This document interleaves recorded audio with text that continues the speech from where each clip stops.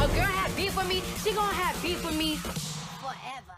So, Gucci Mane has exposed Nicki Minaj in his new book and has basically revealed that she was a Lil Kim hater indeed. He told the story of his encounter when he first met her and of the shots that she threw at Lil Kim. His book came out about a week ago, and on page 137 to be exact, it says, I hopped out the van and was making my way toward the venue when I saw this pretty girl get off Wayne's bus and start running towards us. She was small, no taller than 5'2", but right away I saw a big personality. Gucci, I always wanted to meet you, she said. I'm Nicki. I'm here with Young Money. She told me she was a fan and had even put out her own remix to Freaky Girl. Why would you put a bitch from Brooklyn on there, though? She asked, referring to Lil Kim. I know you got people in Queens. You supposed to have a bitch from Queens on there. For her to know my connections to Queens, she really must be a fan, I thought. This girl was cool. We exchanged numbers and I went inside to perform.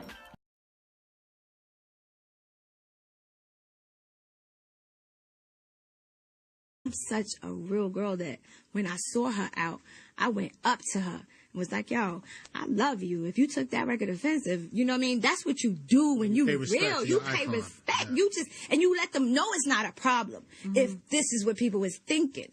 You post. Shout out to Lil Kim. I think she's dope. I love her. I met with her and we had a little talk, you know, where I told her, listen, I have nothing against you. If anything I ever said or did came across crazy, I just want to let you know that it wasn't meant to be that way. So shout out to Kim, but Nicki Minaj is not another Little Kim. I'm not the new Little Kim. You know what I mean? That's what you do when you real. You pay respect. Yeah. And it's like, wow. You know what I mean? And if you listen to that song, the way I did my vocals, hers were different from how I did my vocals at that time. So shortly after that, she started releasing all these records, doing her vocals the way I did my vocals. As y'all know, Gucci Mane had exposed her on Twitter back in 2013. He said that he smashed her, blah, blah, blah.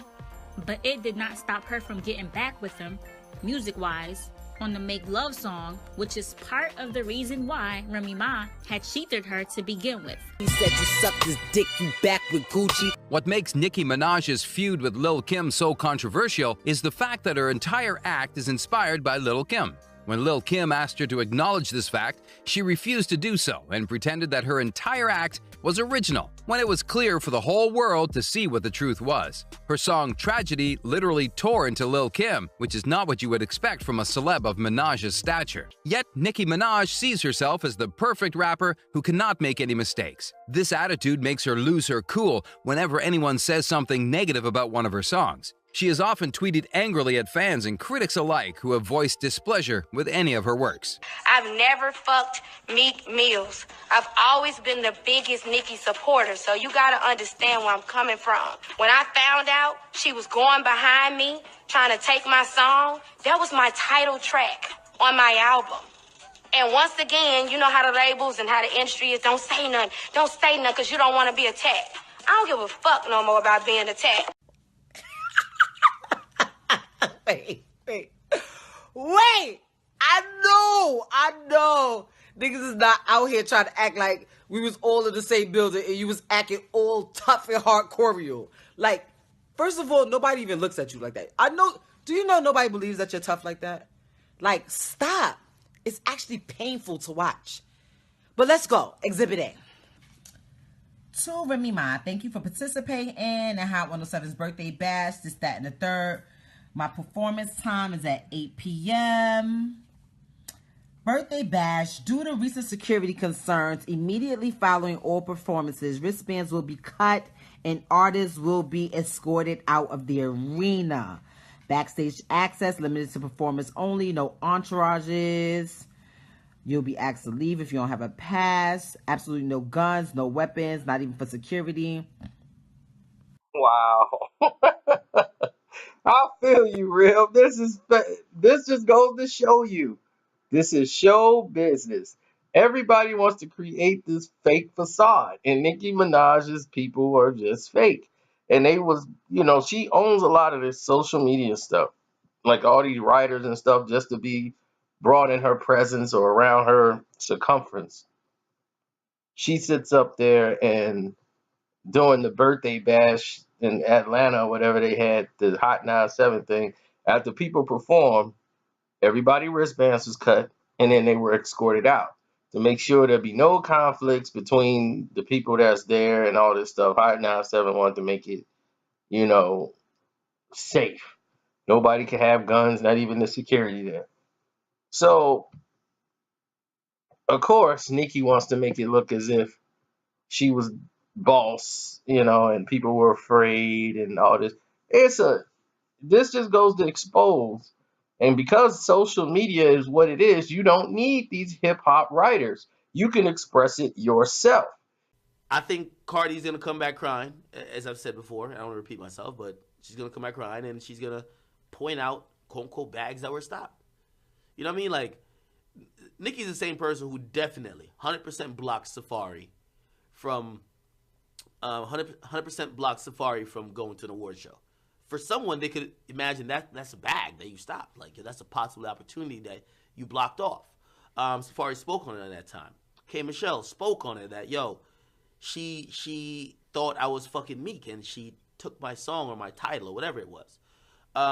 Who else? There's another name that I'm missing. But it's been multiple shit. She had even issues with Charlamagne after Charlamagne was on her album, and allegedly she may have tried to get Charlamagne fired. You get me? Or at least call up to get him in trouble. Whatever it is. Like, come on now. Like, if we're talking about stopping checks and stopping bags, I can't speak for Cardi B. But Nicki, you're not going to sit here and act like you've never tried to stop or prevent anybody you don't like from succeeding. That is complete hogwash, complete bullshit.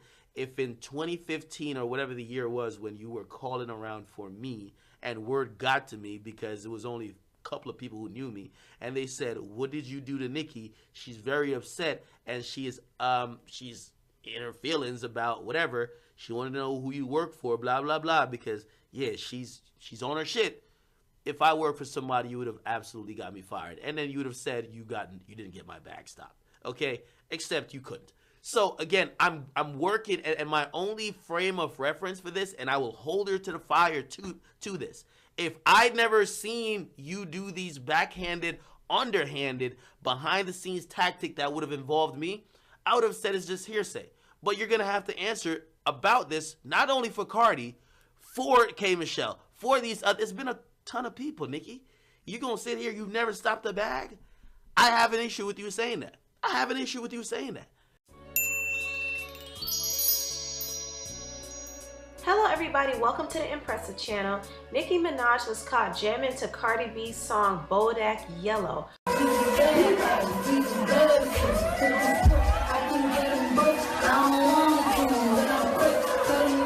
This is somewhat a surprise considering Nicki allegedly did not care for Cardi B in the first place. In fact, when Cardi was rapping to her song Red Bars on Instagram, Nicki liked a comment saying dumb bars, which was obviously a diss. Secondly, Nicki treated Cardi B very bad on the red carpet. The first time I ever did like a red carpet event, right? This rapper, she made me feel like I didn't really belong there, and she made me feel like this is why I don't come to these things. Like beneath you're not saying her like name beneath on her. purpose? Not only that, Nicki Minaj did take subtle diss shots at Cardi B in her song Swish Swish with Katy Perry. So, come on, y'all can connect the dots here. And this whole thing made Cardi B very disappointed. It's so crazy how these bitches and these that I looked up to, they trying to crush my mic. And these are people that I used to look up to, used to listen to their record, used to be like, damn, I wish I could make a song with him and her. Damn, I wish I could make a song with her. I wish I could make a song with him. Yo, they album is so fire. It's the same people that now that I'm in the industry, is that's try to crush my mic. And that's some whack shit, my nigga. That's some real whack shit. I'm so highly disappointed and hurt. That's fucking corny to me. No. That is fucking corny. Wait a minute, sis. I'm gonna let you finish, but let me tell you what's corny. Coming for a 6-month-old baby that doesn't have anything to do with you or your music career. That's fucking corny to me. I don't know about nobody else. So let me tell you what green-eyed, jealous Nicki Minaj did now. Because for the last 2 or 3, I would say this whole week, she's just been trolling and acting like Iggy Azalea on Twitter, saying whatever comes to her mind. So today, on this Sunday, her album peaked at number 2 while Travis Scott's album went to number 1. However, she got on Twitter and had a total meltdown and said that the album only did number 1 because Kylie Jenner posted that her and Stormi were going on tour with Travis Scott. She also goes on and on to say that Travis Scott knows damn well he didn't earn that number 1 spot. She put her blood, sweat, and tears and hard-earned work into this album, and then she starts going off about saying, and today is Sunday, so they haven't even added nothing up right today. I was like, you sound like a real prime hater. You've been sounding like a hater all week, but this is just at a desperate attempt, okay? There was several of her barbs that were embarrassed to be barbs today, and they actually tweeted that out because they don't know what Nicki Minaj is doing. Your album is okay, and it's okay if you slip to number 2. Said, wait, y'all ain't heard the original version of Motorsport with the different Nicki verse that I've been told y'all about? So then this Negro actually leaked the darn song, y'all. I'm about to play that for you so you guys can see the difference between the first version of Nicki Minaj's part on Motorsport and then the final version of Nicki Minaj's part on Motorsport. Hard to beat me. I wish that Tina could see me right now. God forgive me. I know that I ain't living right now. So I'ma get this money right now. With a couple bad bitches that'll rip the party. If Cardi the QB, I'm Nicklin' Party. With a couple bad bitches that'll rip the party. If Quavo the QB, I'm Nicklin' Party. Girl, we got some stuff to talk about Nicki Minaj, okay? Nicki, what the hell is going on with you, boo? Are y'all wondering what's going on with Nicki Minaj? Girl, let me tell you guys. People are in the streets and they are saying Nicki Minaj, the queen, honey. They're saying that she's copying Cardi B. What? Yes. Okay, so let me tell you. All right. So it's this hairstyle that Nicki Minaj just did, right? With all the colors. Guess what? Cardi B, honey, she already did that fucking hairstyle. I want to address this and really get into this. Sticky Nicki should probably run for office. She really should. She should run for president. Forget all the other stuff. Run for president. You missing your calling. Because her way to mince words and switch up meanings is amazing. Change narratives. Lie. She fits right in. You wait till your mid-30s to pick up a bad habit, show it off like it's cool, you need help. And I feel sorry for you. Stop. On this. Little Caesar. Queen B. That's me. Check it. Yo, I be buying. Stop the motherfucking music. You. Are you dumb? What you need to do is take a nap. And most likely never wake up because you're just dumb.